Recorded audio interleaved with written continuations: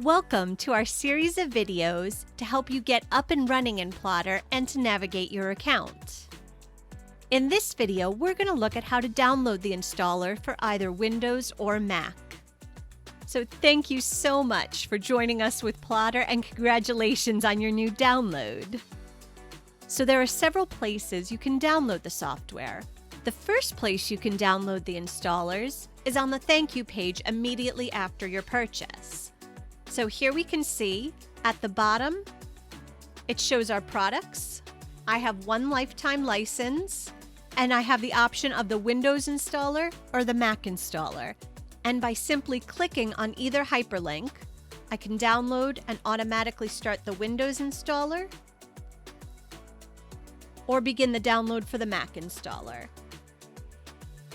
The second way to download the app is at the bottom of the page. You can log into your Plottr account.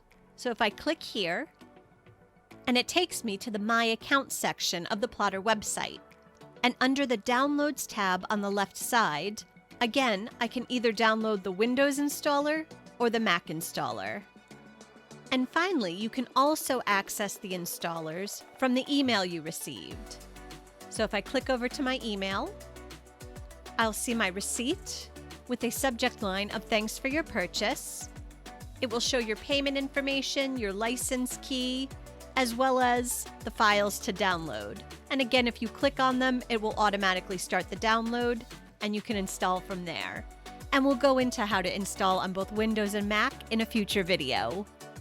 And one thing to note, for security purposes, these links will expire after 72 hours. So if you need to download them again after that time period, you can click here to simply log into your account again. And we'll show you how to navigate your account in a future video. Well, that covers our introduction for downloading your Plottr files. If you have any questions, be sure to leave them in the comments below and give the video a thumbs up. And make sure to subscribe to the channel for all our latest updates and information. And I'll see you in the next video.